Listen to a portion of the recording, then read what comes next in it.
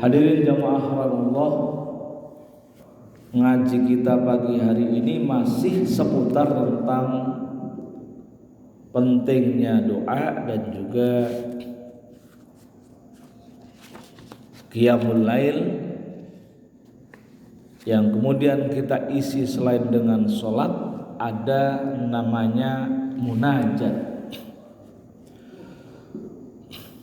Jadi tentang munajat itu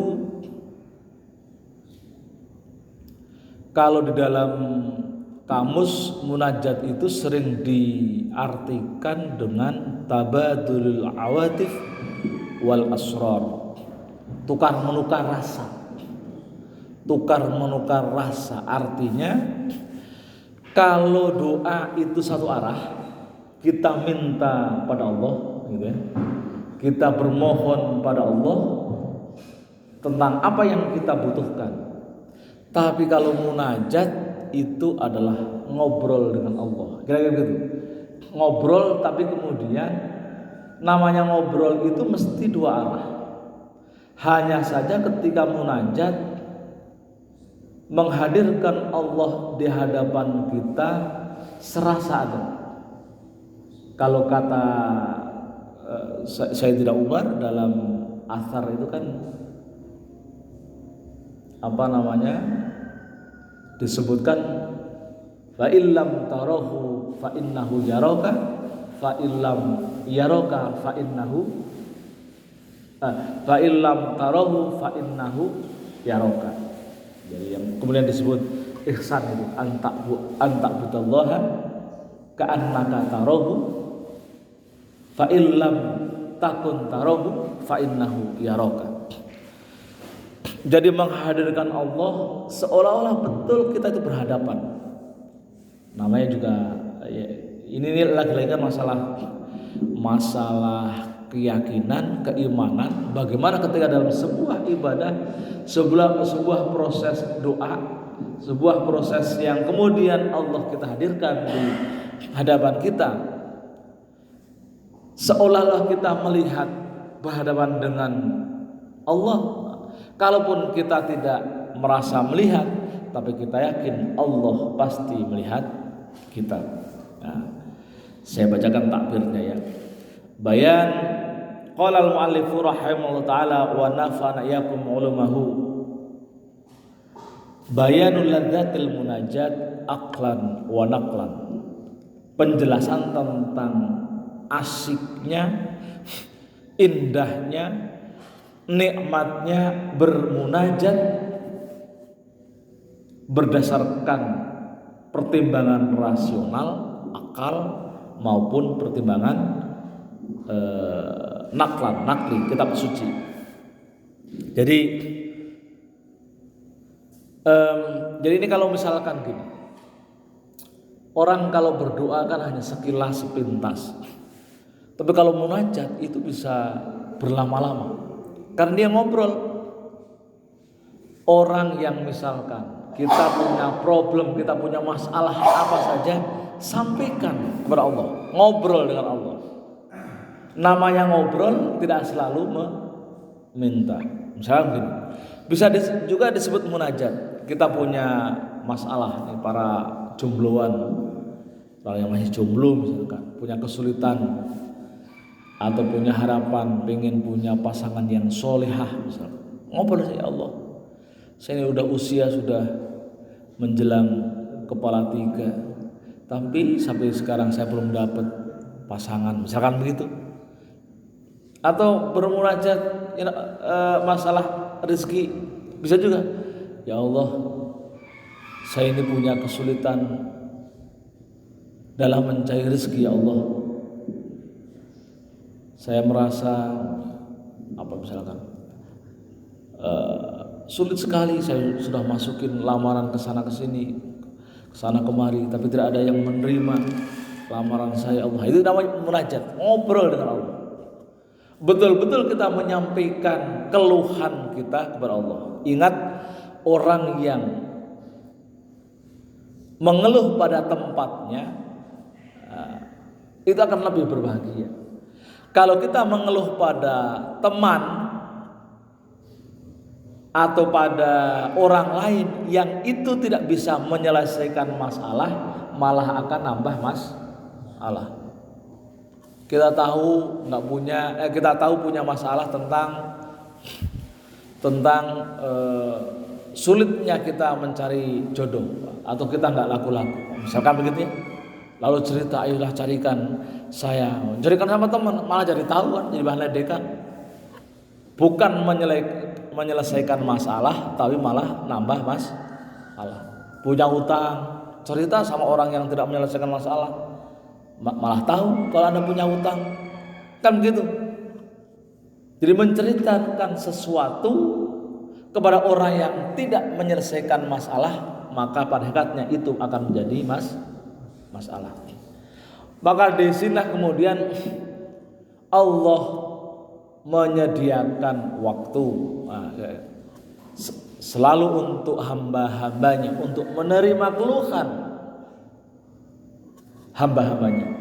Kita punya masalah terhadap proses pendidikan anak kita, keluhkan sama Allah daripada dikeluhkan kepada tetangga, kepada teman yang tidak bisa menyelesaikan masalah, maka sekali lagi itu akan menjadi masalah. Kecuali kalau tetangga atau orang lain itu dipastikan bisa memberikan masalah, bisa menyelesaikan masalah, itu silahkan, ada diskusi, ada jalan keluar. Tapi kalau tidak ada, atau bahkan orang yang diajak bicara itu adalah tidak bisa menyelesaikan masalah, sebaiknya jangan ceritakan kepada orang lain yang tidak bisa menyelesaikan masalah. Itu pentingnya. Nah, kemudian pentingnya munajat. Kita bermunajat kepada Allah, pada hakikatnya kita memiliki keyakinan bahwasanya Allah itu pasti akan memberikan penyelesaian masalah. Jadi itu munajat, pentingnya munajat. La yanbaghi an tastab'ita hadhihi ladzat idh yashhada lahal aqla wal naql. Anda kalau mengetahui alasan baik secara rasional maupun secara naql, hadis atau kitab suci, maka Anda mesti akan rugi jika meninggalkan kenikmatan ini, kenikmatan munajat. Fa ammal aqlu fal yu'tabaru hal muhibbis syahsi bisababi jamalihi aw li milki bisababi ad'amihi wa malihi anhu kaifa yataladzat bihi fil khalwah wa munajatihi hatta la ya'tihi naum tula lailihi. Logikanya, secara akal, kenapa orang mempertahankan atau menjaga kebiasaan bermunajat atau merasa rugi kalau meninggalkan munajat? Itu diumpamakan ketika seseorang itu suka kepada orang lain karena kecantikannya. Fa in qulta innal jamil yataladzat bin nadhar. Jika seseorang itu orang suka karena kecantikannya, maka ada kenikmatan kalau kita bisa melihat keindahan itu. Ada kenikmatan jika kita bisa melihat kecantikan secara lahiriah, kan gitu ya. Tapi karena ini kemudian berhadapan dengan Allah, kan? Allah itu zat yang ada tapi gaib. Ya. Kita juga tidak bisa membayangkan, mematerikan secara fisik seperti apa Allah itu, tapi kita tahu Allah itu ada. Ya, wa inna Allah ta'ala la yura. Allah itu tidak bisa dilihat, tidak terlihat. Fa'lam annahu law kana al-jamil al-mahbub wara'a satrin au kana fi baitin muzlimin lakana al-muhib yataladzat bimujawaratihi al-mujarradah dunan nazar wa dunat tama' fi amri akhir sawa. Ya, anggaplah kita memang tidak bisa melihat, tapi kalau kita sudah penuh cinta, kalau kita mencintai Allah, ya, maka kita ibaratkan walaupun kita duduk di sampingnya, kita duduk di sebelahnya di rumah yang gelap, enggak ada cahaya, atau duduk di sampingnya tapi dibatasi oleh pembatas, tapi bagi orang yang cinta itu akan tetap merasa kenikmatannya, bahagia berada di sampingnya. Ini makna yang tinggi, bagaimana ketika kita kemudian mencintai Allah. Tapi sebenarnya ada yang lebih terukur sebenarnya. Mencintai Allah itu kan sesuatu yang abstrak, susah ngukur bagi orang awam seperti kita. Tapi kalau dalam petunjuk Al-Quran, kalau kita sulit menumbuhkan cinta kita pada Allah, maka cukup cinta kepada Rasulullah. Qul in kuntum tuhibbunallaha fattabi'uni.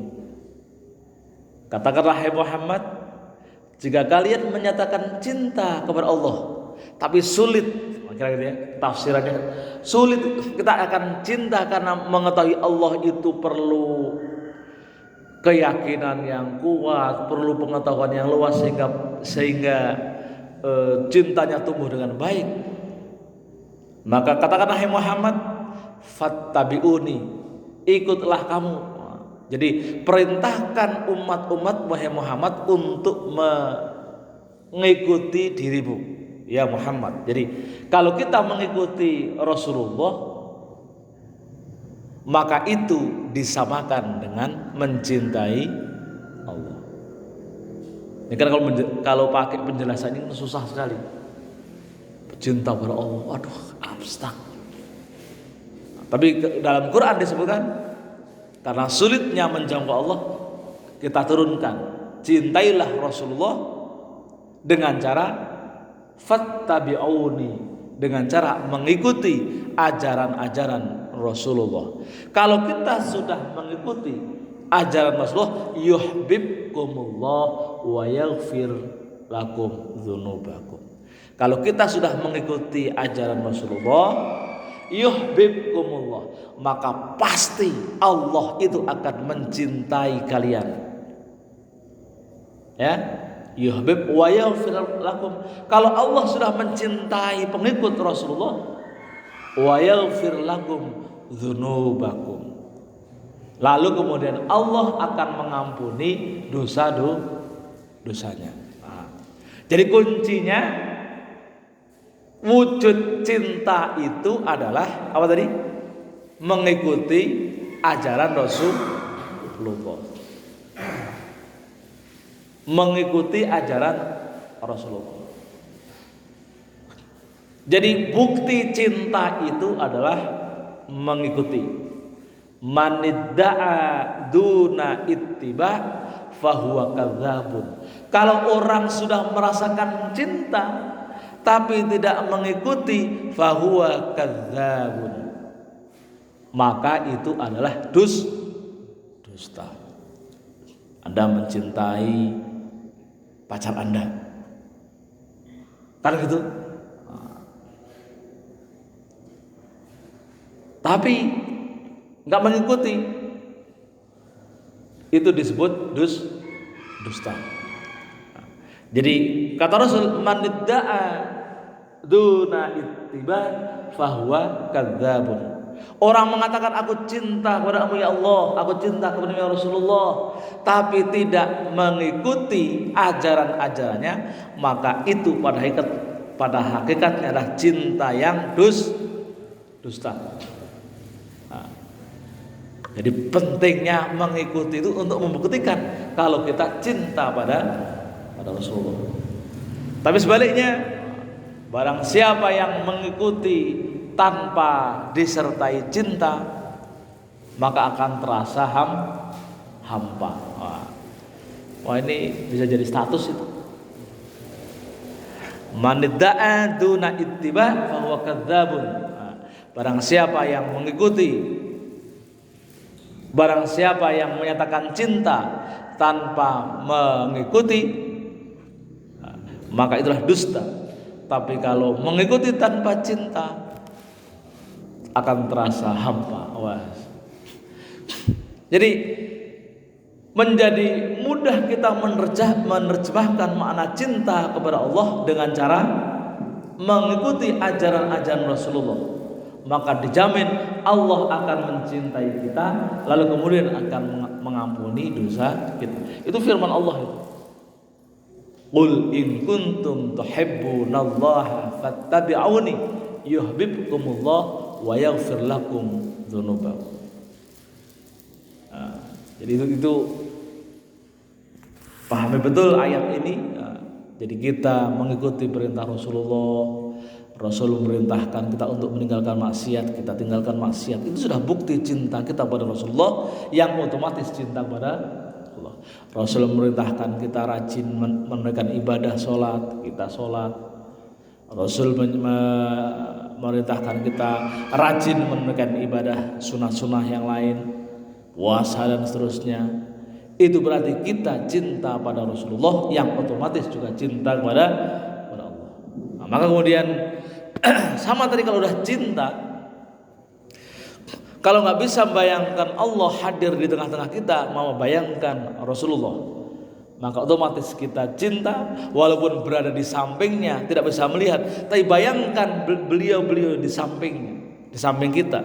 Tapi karena kita sudah cinta, maka berada di sampingnya saja sudah bahagia. Sama dengan kita itu senang sama seorang, lewat depan rumahnya aja, asiknya, ya kan gitu ya. Nanti ujung-ujungnya cinta pada ulamanya, karena ulama adalah warasatul anbiya. Maka kita berziarah, itu juga bagian dari cinta.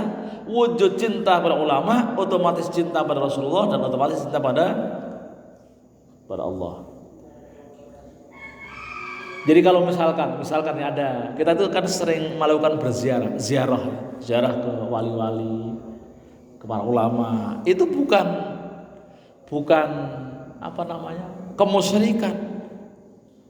Orang kadang nuduh itu dianggap sebagai sebuah kemusyrikan, padahal itu adalah wujud cinta kita pada para ulama. Lihat kuburannya, itu bukan kemudian ketika mencium kuburannya, bukan kemudian mencium kuburannya, bukan. Apa kemudian kayak seperti menyembah kuburan, bukan. Tapi dia cinta kepada orang yang di dalamnya. Ya seperti tadi, kita cinta pada seseorang, lewat rumahnya aja sudah makin dekat, makin dak-dikduk, ya kan, gitu kan. Memang bisa kita berdoa di rumah, bisa berdoa, ya Allah ampunilah, bisa. Tapi nggak ada rasa. Tapi kalau dekat, saking cintanya, maka kemudian kita ada berziarah, itu kan dalam rangka tadi, makin dekat, makin dak-dikduk, karena cinta pada ulama. Nah, itu yang kemudian otomatis orang yang cinta pada ulama, cinta pada Rasulullah, sekaligus cinta kepada Allah. Nah, ya taladzat bimujawaratihi, asik karena berada di sampingnya. Dunan nazar, meskipun tidak melihat. Wa dunat tama fi amri ahsiwa, dan juga tanpa harus dia berhasrat, bernafsu kepada yang kita cintai. Wa kana yatanam bi idhari hubbihi alaihi wa dzikrihi bilisanihi bimusmi minhu, dan menikmati dengan menampilkan cintanya dengan menyebutnya dengan lisannya, kan gitu ya. Allah, Allah, Allah, Allahumma sholli wa sallim ala sayyidina Muhammad, dan seterusnya. Wa in kana dzalika aidan ma'luman indahu fa in qulta in yantadhiru jawabahu fayataladzat bi sima'in jawabihi. Bahkan kalau kemudian kita tunggu jawabannya, maka kemudian sampai mendengarkan jawabannya, maka akan terasa nikmat sendirinya. Ini kadang level tertinggi ya. Misalnya begini, orang ketika kita bermunajat kepada Allah, lalu kemudian merasa mendengarkan jawabannya. Ini sulit merasakan ini. Kita semua masih merasa kesulitan karena memang kita orang awam. Itu ada cerita seperti misalkan Sayyidina Ali bin Abi Thalib, cintanya pada Rasul sampai kemudian ketika membaca sholawat, ketika sholat misalkan, kan ada setelah asyhadu an la ilaha illallah wa asyhadu anna muhammadar rasulullah, Allahumma sholli ala sayyidina Muhammad, atau ketika at-tahiyatul barakatus shalawat thayyibatillah, assalamu alayka ayyuhan nabiy wa rahmatullahi wa barakatuh, bagi Sayyidina Ali. Ketika menyampaikan salam kepada Rasulullah, itu dia baru akan melanjutkan setelah terasa mendengarkan jawaban Rasulullah. Nah, itu kalau udah kasyaf begitu, namanya kasyaf. Dalam dunia tasawuf namanya kasyaf. Antara beliau dengan Rasulullah tidak ada jarak. Asal ketika mengucapkan salam, assalamu alayka ayyuhan nabiy wa rahmatullahi wabarakatuh, Rasul menjawab, baru kemudian dia lanjutkan. Kalau dalam tahiyat setelah assalamualaikum ayyuhan nabiy wa rahmatullahi wabarakatuh, assalamu alayna wa ala ibadillahi sholihin dan seterusnya. Itu akan beliau lanjutkan setelah mendengarkan jawaban. Nah, ini masalah kekasyafan, keterbukaan hijab antara beliau dengan Rasulullah. Karena ulama-ulama atau para orang soleh itu ketika namanya kasyaf itu enggak ada batas. Bisa diminta dibuka, bisa diminta ditutup. Karena ada cerita juga, ini dengar cerita ketika Sayyidina Umar meninggal, kan gitu ya. Sayyidina Umar meninggal, lalu kira-kira namanya orang soleh minta kepada Allah. Sayyidina Ali meminta kepada Allah untuk dibukakan. Karena Sayyidina Umar itu terkenal keras, tegas, galak. Kan gitu ya. Tegas, keras, dan galak. Nah, tidak pernah ada orang yang berani memarahi. Kira-kira kemudian ini saya ambil cerita dari Gus Baha ya. Kalau pakai Gus Baha kan pakai bahasa Jawa, nggak paham. Saya terjemahkan ke bahasa Indonesia. Jadi ada cerita begini. Ingin melihat Sayyidina Ali, ingin melihat bagaimana Umar ketika berhadapan dengan malaikat kubur. Itu kira-kira mengkerap, minder, atau juga tetap dengan kegalakannya. Di Sayyidina Ali minta kepada Allah untuk dibukakan di kasyaf, melihat bagaimana Sayyidina Umar di alam kubur. Di situ ketika di malaikat masuk ke kuburnya, lalu kemudian biasa malaikat melaksanakan SOP-nya. Orang kalau masuk kubur langsung menunjukkan mukanya yang menyeramkan, matanya saja itu seperti panci yang membara. Panci yang membara berarti kita bisa bayangkan kalau panci yang membara itu panci aja yang gede kan ya, yang membara kelihatan menyeramkan. Nah, Sayyidina Umar ngadan kayak gitu, mau ditanya dengan misalkan man rabbuka gitu. Malaikat dimarahin. Kamu tahu nggak saya ini siapa? Kamu tahu nggak saya ini siapa? Saya adalah temannya kekasih Tuhanmu. Saya adalah temannya kekasih Tuhan. Menjual nama Rasulullah gitu. Kalau menjual dirinya kan mungkin malaikat gak ini. Bentaknya ke malaikat, saya adalah temannya kekasih Tuhan. Nah, jadi menjual nama Nabi Muhammad di hadapan malaikat. Kok berani galak? Berani galak kepada malaikat. Yang kemudian karena marahnya Umar itu, lalu kemudian nanti ini malaikat akhirnya lapor kepada Allah. Ya Allah, ini ada seorang hamba yang berani membentak saya, mengatakan dia adalah temannya kekasih engkau ya Allah. Ya, nah Allah senyum saja. Ya sudah. Nah, makanya kamu jangan menunjukkan muka yang seram. Nanti kamu kalau dimarahin sama temannya kekasih aku, maka kamu bisa berapi. Akhirnya kan Malaikat itu kemudian dari kayak gitu, di riwayat itu dari marahnya Sayyidina Umar itu, lalu kemudian malaikat ketika hadir ke dalam kuburan menyesuaikan dengan amaliyahnya, tidak selalu menampilkan dalam wujud yang buruk karena diprotes oleh Sayyidina Umar. Itu bawa berkah, orang soleh itu bawa berkah para umat setelahnya, yang kemudian sampai sekarang malaikat itu kalau turun menyesuaikan dengan amaliyahnya. Kalau kita orang soleh maka dia akan menampilkan wujud yang terbaiknya. Tapi kalau kita itu ahli maksiat maka dia akan menampilkan dalam wujud yang sangat menyeramkan. Sampai tadi apa namanya, matanya saja sebesar panci yang seperti panci yang membara. Nah, ini orang-orang yang kasyaf. Di praktek cerita Sayyidina Ali kasyaf itu banyak sekali. Termasuk tadi ketika apa?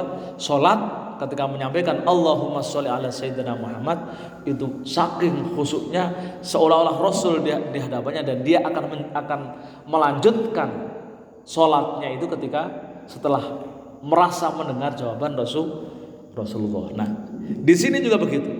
Kita nanti kalau sudah cintanya begitu kuat, terasa, kita bisa membangun imajinasi. Kita menunggu jawaban setiap kita ngobrol dengan Allah, sampai kemudian Allah memberikan jawaban.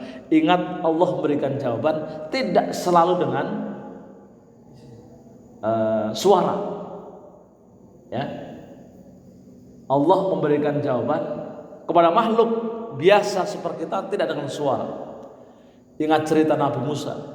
Nabi Musa itu ketika umatnya, di Quran itu ada, umatnya itu kan bawel, bilang wa'il kultum ya Musa lan nu'mina laka hatta narallah jahra. Kami tidak akan beriman kepada engkau ya Musa kalau kami tidak melihat Allah dengan mata kepala sendiri. Kan protes. Nabi Musa akhirnya menyampaikan kepada Allah, ya Allah, ini umatku ini pengen melihat zat engkau, kan gitu ya. Kalau tidak bisa melihat, dia tidak akan beriman kepada aku, tidak akan beriman, tidak bisa mengikuti aku. Allah kan marah kan, yang kemudian karena orang tidak akan bisa melihat kekuatan, kebesaran zat Allah kalau pakai mata kepala normal. Maka ketika baru tanda-tandanya saja, semua umat Nabi Musa meninggal, mati semua. Karena tidak bisa melihat, nggak bisa. Allah tidak bisa dilihat karena kekuatan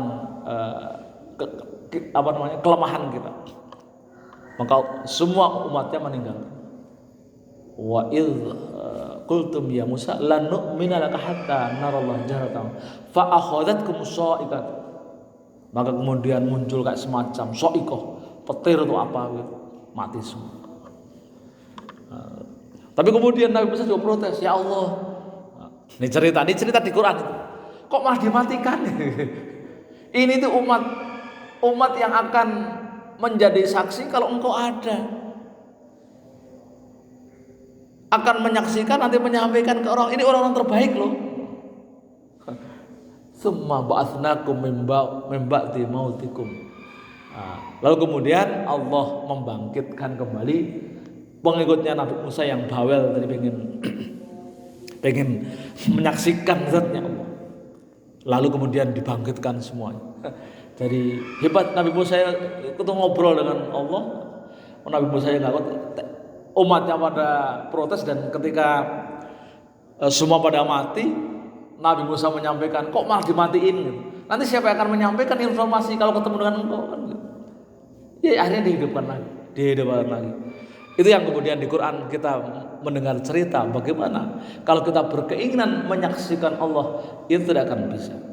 Maka yang kita bisa lakukan dengan kekuatan hati, maka dengan perasaan, maka tumbuhkan cinta itu, ya. Lalu kemudian Allah akan terasa ada. Anta budallah ka'annaka tarahu fa illam yakun tarahu fa innahu yaraka. Kan gitu ya. Jadi beribadah kepada Allah seolah-olah Allah melihat engkau.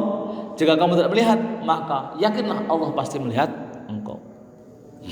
Jadi iman rasa saja, maka di situ akan lebih selamat. Dan ingat, ketika kita cinta walaupun tidak melihat, itu akan akan terasa bahagia. Maka kemudian ketika kita bermunajat, meskipun menunggu jawabannya, tapi jawaban Allah itu tidak akan disampaikan dengan suara, karena Allah bukan makhluk. Kalau suara itu ya makhluk. Kok Allah bersuara seperti kita, itu akan menjadi makhluk. Makanya kalau misalkan ada yang membohongi, misalkan nih, ada cerita juga, ini lagi-lagi ada cerita. Ada orang malas nyari kerja, pengennya dapat duit instan, dia berdoa terus di masjid. Lalu dibisiki suara di bawah tembok, "Hei fulan bin fulan, ini Tuhanmu. Kamu mau minta apa? Saya kasih aja kalau kamu minta." Misalnya itu mesti bohong, karena Allah tidak akan pernah ada suara. Suaranya tidak seperti makhluk. Allah dalam menjawab itu pakai insting juga. Itu yang kemudian salah satunya dikenal dengan insting kita, ilham dan seterusnya. Tidak mungkin akan diwujudkan dalam bentuk suara. Jadi walaysa yasma'u kalam Allah, maka kalam Allah tidak akan pernah bisa didengar. Fa'lam annahu in kana ya'lam annahu la yujibuhu wa yaskutu anhu faqad baqiyat aidan ladzatu fi urdi ahwalihi alaihi wa raf'u sariratihi ilaihi kaifa wal mungkin yasma'u minallahi ta'ala kullu ma yad'u ala khatirihi fi athna'i munajatihi fayataladzat. Bagi orang-orang yang memiliki keyakinan, maka jawaban Allah itu akan sampai ke kerenteknya hati, kerenteknya, itulah bagian dari jawaban Allah. Maka orang yang merasa cinta, meyakini dekat dengan Allah, maka dia akan tetap merasakan yataladzat, akan merasakan kenikmatan itu, karena merasa ada jawabannya. Ingat, jawaban tidak langsung dengan suara, tapi ma yuraddu ala khatirihi fi athna'i munajatihi, akan hadir ke dalam hati sanubarinya di tengah-tengah munajatnya. Maka fayataladzatu bihi, maka dia akan merasakan kenikmatannya. Maka kemudian karena dia berkomunikasi dengan Allah, maka akan selalu merindukan malam hari, karena waktu yang paling asyik adalah waktu malam hari. Nah, ini cerita-cerita para ulama terkait dengan bagaimana hadirnya malam hari itu menjadi satu kenikmatan tersendiri. Ini saya sampaikan.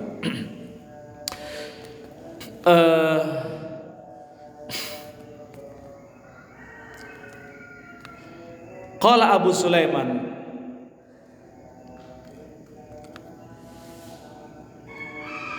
qala Abu Sulaiman, ahlul lail fi lailihim alladzu min ahlil lahwi. Tukang begadang itu maksudnya yang suka bermunajat di malamnya. Alladzu min ahlil lahwi, lebih asik, lebih nikmat daripada orang yang sering begadang, ya lelean tanpa melakukan aktivitas ibadah. Tapi orang yang sering bermunajat di malam hari, itu dia akan merasakan lebih nikmat dibanding orang yang biasa, yang hanya begadangan saja. Ahlul filahwin hum walau lalail ma ahbabtul baqa fi dunya. Sekiranya tidak ada malam hari, maka kata Abu Sulaiman, aku tidak akan pernah mencintai zat yang maha kekal di dunia. Ini orang-orang yang suka munajat di malam hari, perkataannya begitu. Bahkan kata Ali Ibnu Bakar, mundu arba'ina sanah, sejak 40 tahun yang lalu, ma ahzanani syai'un siwa tulil fajr, kalau sudah tidak ada yang menyedihkan diriku selain terbitnya fajar. Oh, jadi ini orang-orang cerita orang-orang soleh itu ketika datang siang itu sedih. Sama juga nih, Fudail bin Iyad mengatakan, "Idza gharabatis syamsi farihtu bidzulam." Jika matahari tenggelam, farihtu bidzulam, maka aku senang dengan kegelapan. Li khalwati bi rabbi, karena saya akan menyepi dengan Tuhanku. Aku karena apa? Karena aku berpacaran dengan Tuhanku. Fa idza tala'at hazintu lidukhulin nas alayya.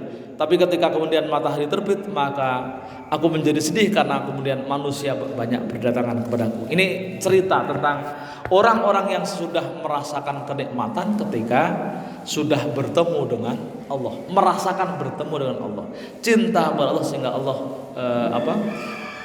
dekat kepada hamba-hamba atau orang-orang yang soleh tersebut. Wallahu a'lam bishawab. Barangkali itu yang bisa saya sampaikan.